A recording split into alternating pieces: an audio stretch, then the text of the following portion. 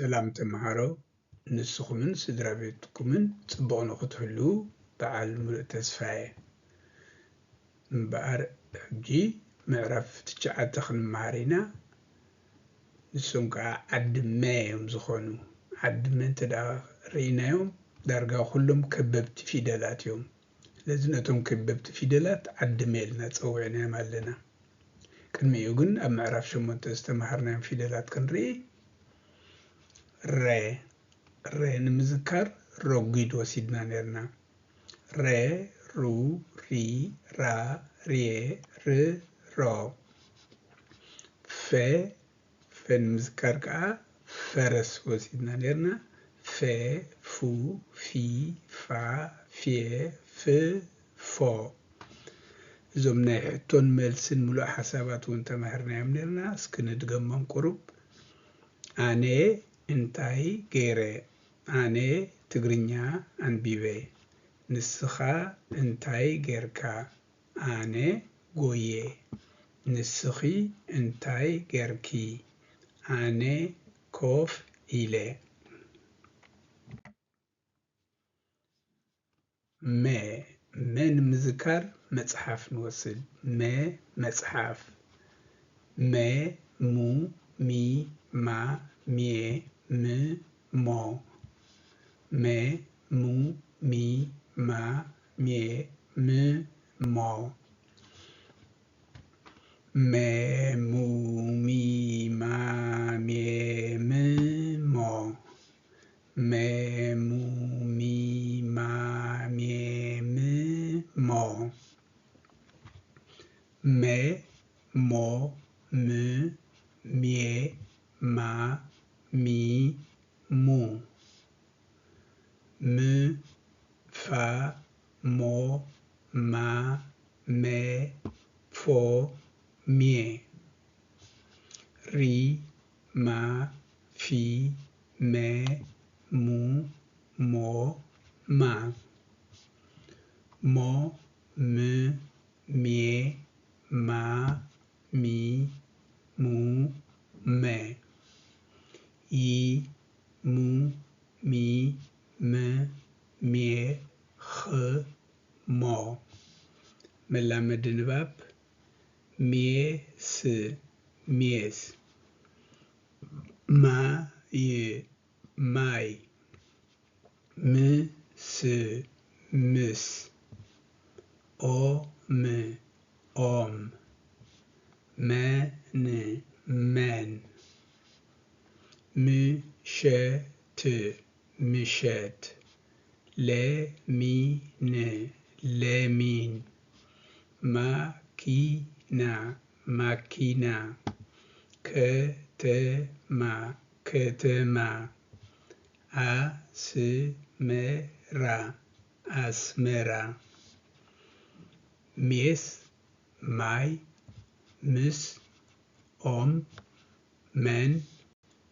ምሸት ለሚን ማኪና ከተማ አስመራ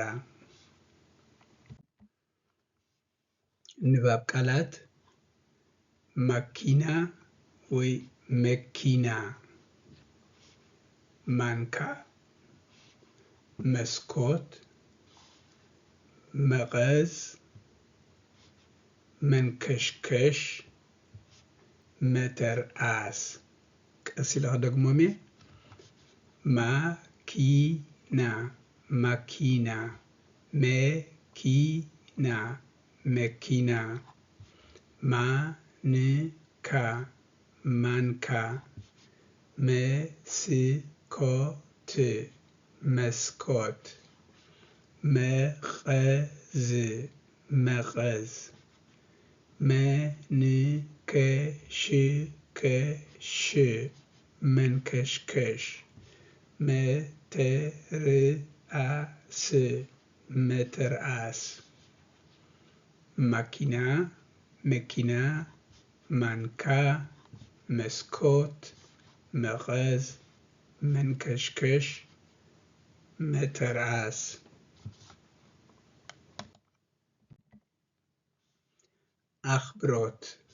ኣኽብሮት ንዓበይቲ ሰባት ከመይ ጌርና ከም እንዛረቦም ቁርበ ኣብዚ ክንገልጽ ኢና ቀስ እንዳበልና ግን ብዝሰፍሐ መገዲ ክንመሃሮም ኢና ንኣብነት ዕብይ ዝበላ ኣደ ድሕር ኮይነን ንስኽን ንብለን ንስኽን ንብላን ንንኣሽቱ ንስኺ ንብል ንዓበይቲ ግን ንስኽን ደቂ ኣንስትዮ እንተደኣ ኮይነን ማለት እዩ ናብ ደቂ ተባዕትዮ ንኸይድ ንንእሽቶ እንተኮይኑ ንስኻ ንብሎ ዓብ ሰብ እንተደኣ ኮይኑ ንስኹም ንብሎም ንስኹም ንስኽን ንዓባይ ሰበይቲ ንስኹም ንዓብይ ሰብኣይ